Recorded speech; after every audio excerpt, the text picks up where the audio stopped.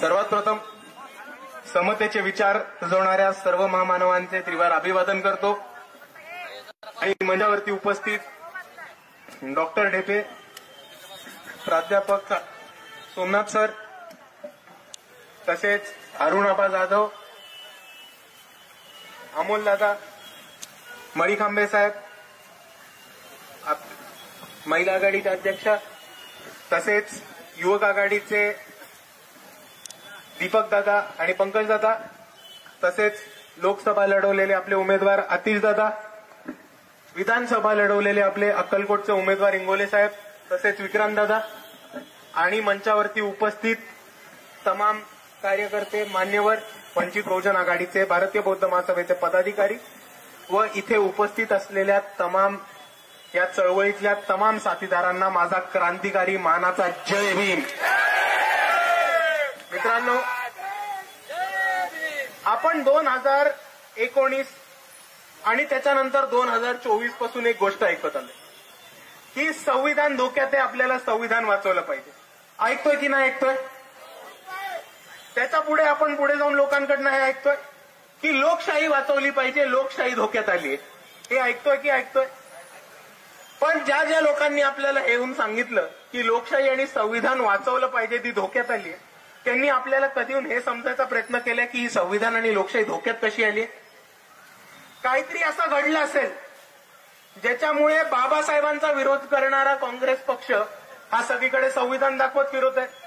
आतमध्ये जनीव घालणारे राहुल गांधी सगळीकडे निळा टी शर्ट घालून फिरवणार आहेत. आणि अशा आपल्या सोलापूरच्या ताई ज्या म्हणत होत्या की वंचितनी मला काही फरक नाही पडत, असं नक्की काय घडलं की त्यांना आपला सोलापूरचा लोकसभेचा उमेदवार चोरायला लागला? हे आपण सर्वांनी जरा समजून घेतलं पाहिजे आणि तुम्हाला कळेल याचा अर्थ काय. मित्रांनो, सगळ्यात पहिले याची सुरुवात झाली होती 2019 मध्ये, जेव्हा आपण वंचित बहुजन आघाडीने पहिले इलेक्शन लढवलेली आणि शिंदे काकांसह सगळ्या ज्येष्ठ नेत्यांना घरी बसवलं होतं. त्याच्यानंतर यांना कळलं की इकडे एक आंबेडकरवाद्यांचा उठाव झाला, इकडचे तमाम वंचित बहुजन, आदिवासी, मुसलमान, आंबेडकरवादी, दलित सगळे पेटून उठले, तर वंचितांच्या हातात सत्ता येईल. हे भाजपला पुढे जाऊन हरवतीलच, पण पहिले हे राष्ट्रवादी आणि काँग्रेसला महाराष्ट्रात संपून टाकतील. आणि म्हणून यांनी ठरवलं की यांचा जो अजेंडा आहे, यांचं जे म्हणणं आहे ते आपण चोरू. सोपी गोष्ट आहे, हो का नाही सांगा? 2024च्या आधी कोणत्याही काँग्रेस नेत्याच्या हातामध्ये संविधान बघितलं होतं का? नव्हतं. 2024च्या आधी कधी ताई आपल्या जयभीम म्हणत होत्या का? नव्हत्या. कोणाच्या गळ्यात निळा गमछा होता की नव्हता? बाबासाहेबांच्या घोषणा देत होते का? नव्हते. मग हे कशामुळे सुरू झाले? हे सुरू झालं कारण वंचित बहुजन आघाडीने 2019 मध्ये 46 लाख मतदान घेतलं आणि त्याची सुरुवात आपल्या सोलापूर आणि पंढरपूरमध्ये झाली. आणि मला आठवतं त्या प्रचारामध्ये आपण सर्वांनी आमची साथ दिली होती. पण त्याच्याहून पुढे काय झालं समजून घ्या. की त्याच्याहून पुढे एका मोठ्या परिस्थितीमध्ये यांना कळलं की वंचितांकडनं जर आपण त्यांचा अजेंडा चोरून घेतला, त्यांच्याकडनं आपण जर त्यांचा नॅरेटिव्ह चोरून घेतला, तर आपण वंचितांची ही चळवळ जी आहे, आंबेडकरवादी चळवळ आहे, त्याच्या पायावरती हल्ला करू शकतो. आणि त्या पद्धतीने केलं. म्हणून त्यांनी पहिला जो मुद्दा चोरला तो संविधान खतरे में है, लोकशाही खतरे में है, असा महत्वाचा मुद्दा चोरला. आणि आता ते दुसरा महत्वाचा मुद्दा चोरायचा प्रयत्न करतायत. तो कुठला? ईव्हीएमचा.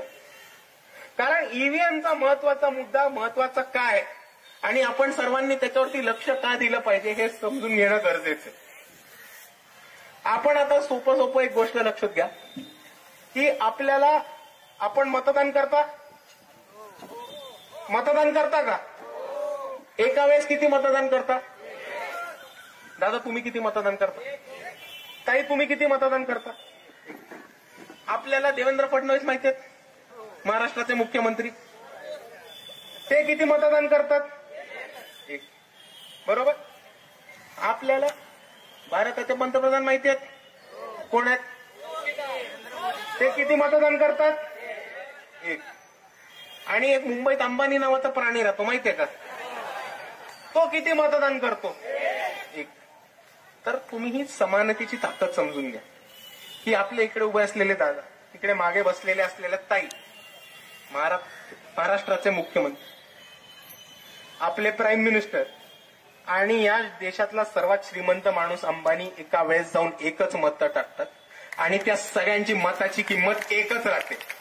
ह्याला म्हणतो आपण समानतेची ताकद. आणि ही ताकद आपल्या दिली आहे फक्त आणि फक्त बाबासाहेब आंबेडकरांच्या संविधानाने. पण मित्रांनो, हा जो ईव्हीएमचा घोटाळा होतोय, तो ईव्हीएमचा घोटाळा आपल्याला बाबासाहेबांनी संविधानातनं मतदानाचा दिलेला अधिकार काढून घेतोय आणि ते आपण खपवून घेणार आहोत का? सोपा मुद्दा आहे.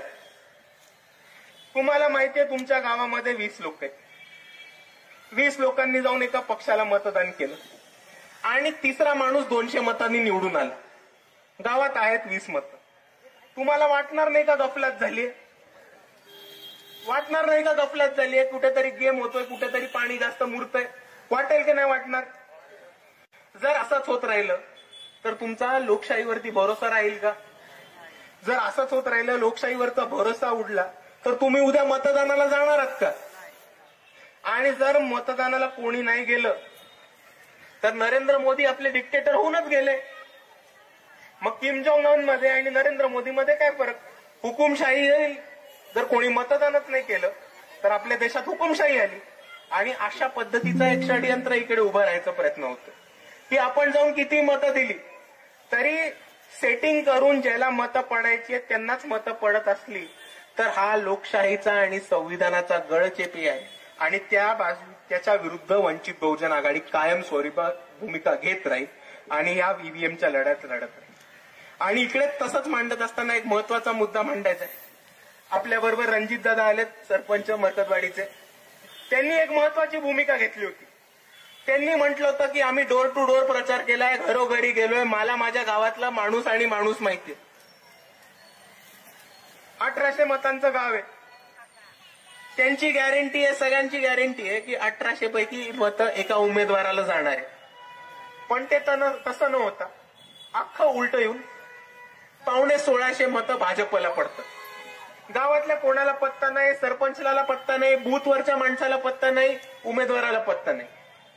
पण त्याच्याहून महत्वाचं, मला खास करून मरकतवाडीच्या तमाम लोकांचा इकडे सत्कार करण्याचं कारण हे होतं की त्यांनी न घाबरता न मागे सरकता इकडच्या सरकारला, प्रशासनाला आणि इलेक्शन कमिशनला आव्हान दिलं की तुम्ही जी चीटिंग केलीये त्याच्यावरती आमचा भरोसा नाहीये, आमचा भरोसा नाहीये आणि आम्ही तुम्हाला सिद्ध पण करून दाखवू शकतो की तुम्ही चीटिंग केलीये. म्हणून मी तुम्हाला खुलं आव्हान देतो की मरकतवाडीमध्ये या आणि बॅलेट पेपरवरती इलेक्शन करून दाखवा.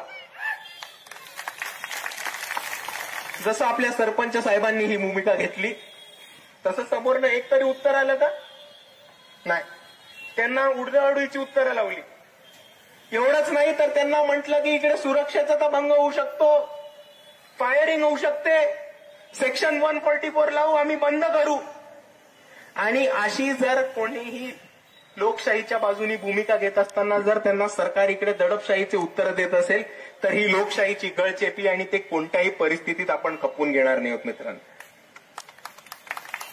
आणि आपण एक गोष्ट समजून घ्या की ईव्हीएमचा मुद्दा आत्तापासून नाही आलेला आहे. ईव्हीएमचा मुद्दा खूप आधीपासून आहे आणि कोणी तो छेडला असेल या देशामध्ये तर तो बाळासाहेब आंबेडकर यांनी छेडलेला आहे. आता आपण बघितलं असेल की राहुल गांधींनी एक पत्र लिहिलं आणि अख्खी मीडिया त्यांच्या मागे झक मारत गेली. पण या मीडियाला एक सांगू इच्छितो की जेव्हा राहुल गांधींच्याच काँग्रेसनी सगळ्यात पहिले 2004 मध्ये ईव्हीएम आणलं होतं तेव्हा 2004 मध्ये पहिली ईव्हीएमच्या विरुद्ध केस करणारे या भारतामध्ये बाळासाहेब आंबेडकर होते आणि अजून कोणी नाही. आणि एवढीच नाही तर तुमच्या सर्वांसमोर मांडायला बाकीची सुद्धा माहिती घेऊन आलं. 12 डिसेंबर 2024 जेव्हा विधानसभेचा निकाल आला तेव्हा 12 डिसेंबर 2024 ला बाळासाहेब आंबेडकर यांनी एस चोकोलिंगम जे इलेक्शन कमिशनचे ऑफिसर आहेत, चीफ इलेक्टोरल ऑफिसर आहेत इलेक्शन कमिशनचं, त्यांना एक पत्र लिहिलं आणि त्यांना म्हटलं की तुमची जी आकडेवारी आली आहे, तुमची जी इलेक्शनचा डेटा आलाय त्याच्यामध्ये 76 लाख